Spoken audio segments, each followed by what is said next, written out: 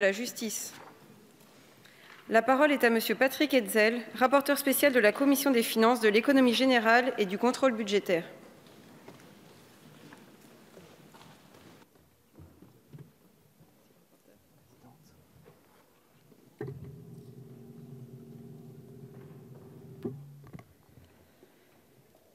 Madame la Présidente, Madame la Ministre, mes chers collègues, en ce qui concerne la mission justice, le projet de loi de finances pour 2020 propose une augmentation des crédits et des emplois de l'ensemble des programmes concernés.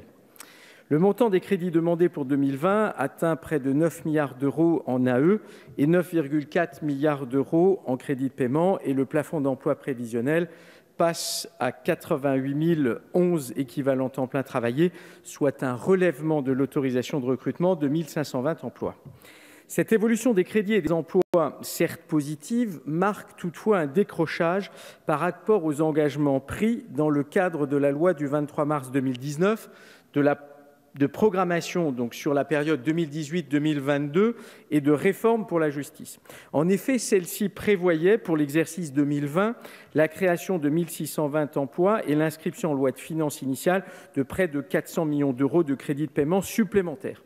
En somme, en 6 mois, le gouvernement a changé de pied, ce qui pose là aussi un énorme problème de crédibilité de la parole gouvernementale, dans la mesure où en 6 mois un tel décalage, évidemment on a eu des explications, mais nous trouvons que ces explications elles posent là aussi un certain nombre de problèmes sur la capacité du gouvernement à prévoir.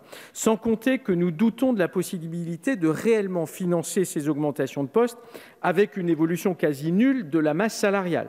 Nous craignons donc qu'il ne s'agit là une nouvelle fois d'une mesure d'affichage à des fins de communication gouvernementale, mais qu'en exécution budgétaire 2020, on ne retrouvera pas la même augmentation. Par ailleurs, le caractère pertinent de la budgétisation de certains postes de dépenses, tels que les frais de justice, l'aide juridictionnelle, nous l'avons déjà dit en commission, ne va pas de soi.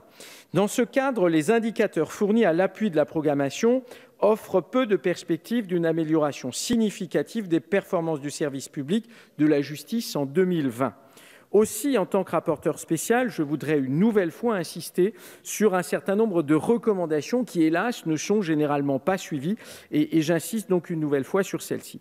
Tout d'abord, il conviendrait de veiller au respect le plus strict des engagements pris au plan des crédits et des emplois dans le cadre d'abord de la loi de programmation et de la réforme pour la justice, sans quoi, à quoi a servi tout ce travail. Ensuite, il faudrait aussi s'assurer de l'accroissement effectif de la capacité d'accueil des établissements pénitentiaires et de mener à bien les opérations immobilières annoncées en application du plan 15 000 places, même si nous avons bien compris qu'il faudra au minimum 2 quinquennats pour atteindre ces 15 000 places. D'évaluer aussi l'exact impact de la réforme de l'organisation judiciaire et des réformes procédurales censées diminuer les délais de jugement. Là aussi, on a peu d'éléments pour accréditer ce qui nous est proposé. Veiller au maintien d'un socle de crédit suffisant afin de prévenir un nouvel alourdissement des restes à payer en matière de frais de justice, sujet là aussi récurrent. De la même manière, nous proposons de repenser le dispositif de l'aide juridictionnelle afin d'assurer une meilleure régulation de la dépense et là aussi la viabilité de son financement sur le moyen et le long terme, ce qui, une nouvelle fois, n'est pas assuré avec ce PLF 2020. Et de la même manière, il conviendrait de poursuivre la mise en œuvre de la transformation numérique du ministère de la Justice et en évaluer cette fois-ci de manière précise les effets sur l'efficience du système judiciaire.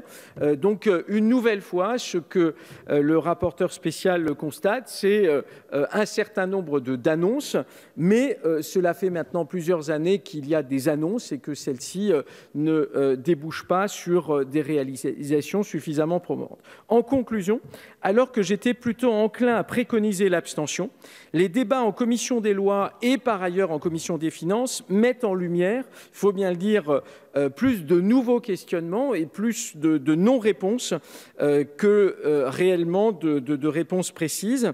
Et c'est pourquoi je me vois hélas contraint de préconiser aujourd'hui un vote défavorable de ce budget. Et j'insisterai aussi sur le fait que de plus en plus, j'ai là aussi l'impression qu'il y a un problème de sincérité. Un budget ne doit pas pas simplement servir à faire de la communication gouvernementale. Un budget doit aussi, à un moment donné, s'inscrire dans une démarche de fond, de débat avec le Parlement. Et en fait, hélas, j'ai l'impression qu'on est à nouveau dans une opération de communication et que l'exécution 2020 ne sera pas exactement celle annoncée dans le bleu budgétaire. Je vous remercie. Merci, chers collègues.